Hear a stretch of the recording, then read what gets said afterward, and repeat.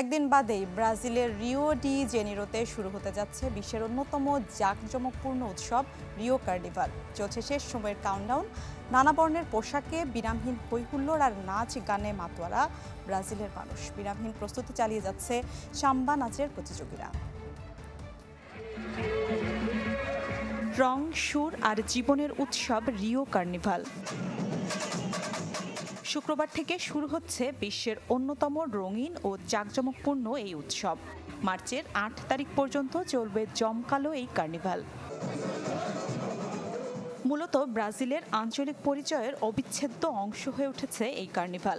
রাস্তায় রাস্তায় নানা বর্ণের পোশাক আর নাচ গানে চলছে মহড়া। বিচিত্র ধরনের মুখোশ, ফানুস, সাজসজ্জা উৎসবটিকে করে তুলেছে আরও রঙিন। জোরে সোরে প্রস্তুতিতে সাম্বা নাচের প্রতিযোগীরা। রঙিন ভাস্কর্যের সাথে নানা পোশাকে দেখা যাবে নৃত্যশিল্পীদের।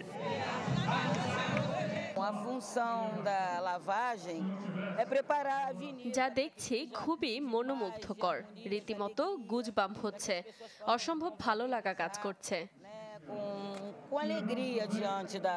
থাকছে জমকালো স্ট্রিট প্যারেডও, যাতে ব্রাজিলের সংস্কৃতি ঐতিহ্যকে তুলে ধরার পাশাপাশি পরিবেশ রক্ষার থিমকে প্রাধান্য দেওয়া হবে।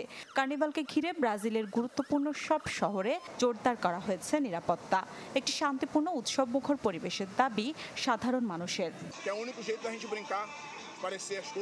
খুব উৎসাহ নিয়ে বসে আছি, সবকিছু শান্তিপূর্ণ উপায়ে হোক, এটাই প্রত্যাশা।